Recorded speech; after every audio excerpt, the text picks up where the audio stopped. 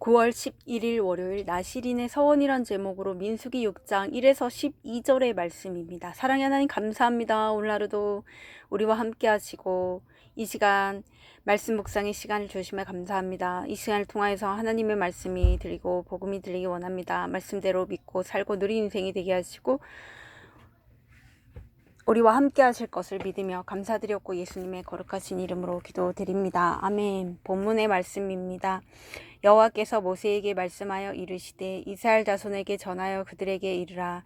남자나 여자가 특별한 서원 곧 나시린의 서원을 하고 자기 몸을 구별하여 여호와께 드리려고 하면 포도주와 독주를 멀리하며 포도주로 된 초나 독주로 된 초를 마시지 말며 포도즙도 마시지 말며 생포도나 건포도도 먹지 말지니 자기 몸을 구별하는 모든 날 동안에는 포도나무 솟아는 씨나 껍질이라도 먹지 말지며 그 서원을 하고 구별하는 모든 날 동안은 삭도를 절대로 그의 머리에 대지 말 것이라. 자기 몸을 구별하여 여호와께 드리는 날이 차기까지 그는 거룩한즉 그의 머리털을 길게 자라게 할 것이며 자기의 몸을 구별하여 여호와께 드리는 모든 날 동안은 시체를 가까이 하지 말 것이요 그의 부모 형제 자매가 죽은 때에라도 그로 말미암아 몸을 더럽히지 말 것이니 이는 자기의 몸을 구별하여 하나님께 드리는 표가 그의 머리에 있음이라. 자기의 몸을 구별하는 모든 날 동안 그는 여호와께 거룩한 자니라. 누가 갑자기 그 곁에서 죽어서 스스로 구별한 자의 머리를 더럽히면 그의 몸을 정결하게 하는 날에 머리를 밀 것이니 곧 일곱째 날에 밀 것이며 여덟째 날에 산비둘기 2마리나 집비둘기 새끼 2마리를 가지고 회막문에 와서 제사장에게 줄 것이요 제사장은 그 하나를 속죄 제물로 하나는 번제물로 드려서 그의 시체로 말미암아 얻은 죄를 속하고 또 그는 그날에 그의 머리를 성결하게 할 것이며 자기 몸을 구별하여 여호와께 드린 날을 새로 정하고 1년 된 수량을 가져다가 속건 제물로 드릴지니라. 자기의 몸을 구별한 때에 그의 몸을 더럽혔은즉 지나간 기간은 무효니라. 아멘. 좋은 말입니다. 서원은 하나님 앞에서 반드시 지킬 것을 맹세한 약속을 말합니다. 나시린은 일평생 혹은 특별한 헌신을 위해 한시적으로 세상과 단절하고 스스로를 구별하여 하나님께 자신을 봉헌한 자를 말합니다. 독주는 곡물을 발효시켜 만든 술로 독한 술입니다. 거룩하다는 하나님의 것으로 구별되다는 뜻이고 더럽히다는 종교적 의미로 깨끗함을 오염시키는 것을 말합니다. 속건 제물은 죄로 인해 손해를 갚고자 바치는 제물입니다. 본문 요약입니다. 하나님이 모세를 통해 이스라엘 자손에게 나실린으로 자신의 몸을 구별하여 드리는 기간에는 포도로 만든 음식과 술을 멀리해야 한다고 말씀하십니다. 또한 나시린은 머리를 깎아서도 안 되며 시체도 가까이 하지 말라고 하십니다. 만일 몸을 더럽히게 되면 정결 의식을 행하고 자신을 다시 구별하여 드리라고 하십니다. 오늘의 중보기도입니다. 주를 믿는 교사들이 성경적 가치관으로 몸과 마음을 구별하여 학생들에게 거룩의 본을 보이게 하옵소서. 아멘. 본문 해설입니다. 첫 번째, 음식의 구별 1에서 4절의 내용입니다. 나시린은 자기 몸을 구별하는 동안 먹고 마시는 것부터 절제해야 합니다. 평소 입맛을 돋우는 포도주나 하루에 피로를 풀고 즐겁게 해주는 술을 입에 댈 수 없습니다. 예수님이 자신을 가장 거룩한 제물로 드리셔서 우리는 영원한 나시린, 즉 그리스도 예수 안에서 거룩하여지고 성도라 부르심을 받은 자들이 되었습니다. 따라서 성도는 잠시 자기 기분을 좋게 해주는 것을 쫓기보다 거룩하신 하나님의 백성으로서 더욱 거룩해지려는 경주를 해야 합니다. 적용 질문입니다. 나는 요즘 그리스도 예수 안에서 거룩해진 성도로 살아가고 있습니까? 거룩을 위해 내가 멀리해야 할 포도주와 독주는 무엇입니까? 두 번째, 몸의 구별 5에서 8절의 내용입니다. 나시린은 자기 몸을 특별히 구별해야 합니다. 몸이 편하거나 남에게 잘 보이려고 머리를 손질해서도 안 됩니다. 또 가족이 죽은 때에도 그 시체를 가까이 할 수 없습니다. 자신을 하나님께 구별하여 드렸기에 죽음을 가까이 하면 안 되는 것입니다. 이와 마찬가지로 우리가 말씀으로 깨어있지 않으면 언젠가 사라질 시체 같은 것들을 붙잡고 집착하게 됩니다.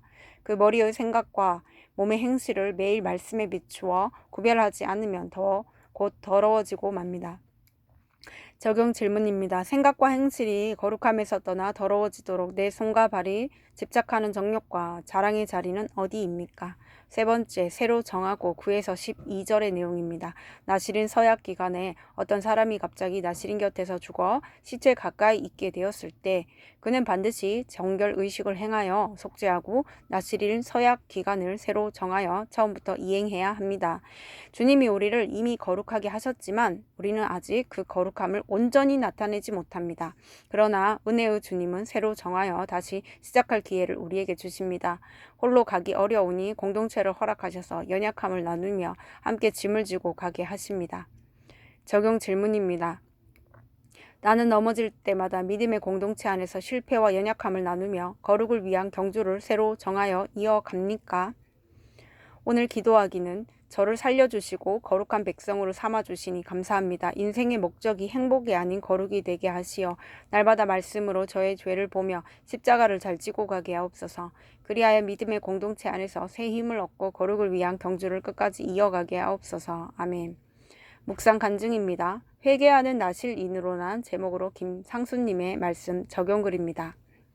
무서운 아버지 밑에서 자란 저는 아버지께 혼나지 않으려 여러 거짓말을 했습니다.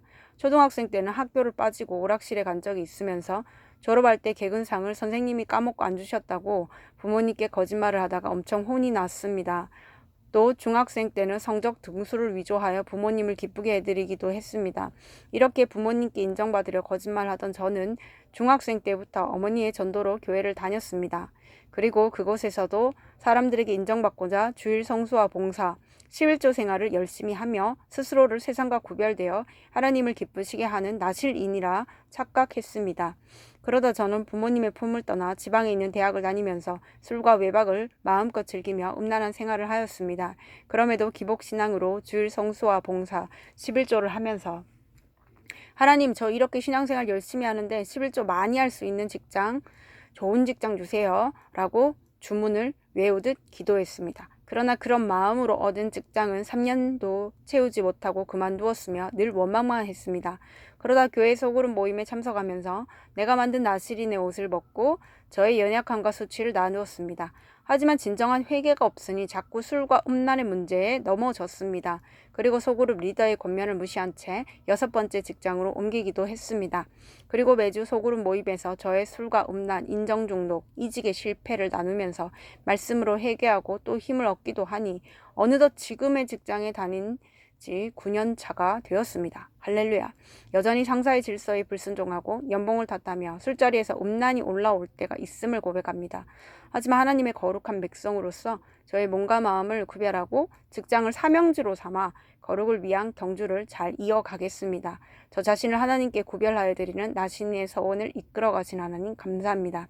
이분에 적용하기는 직장 생활이 힘들어 이직을 생각하는 동료에게 저의 이야기를 나누겠습니다. 회식 자리에서 탄산 음료를 마시며 술을 멀리하겠습니다. 입니다.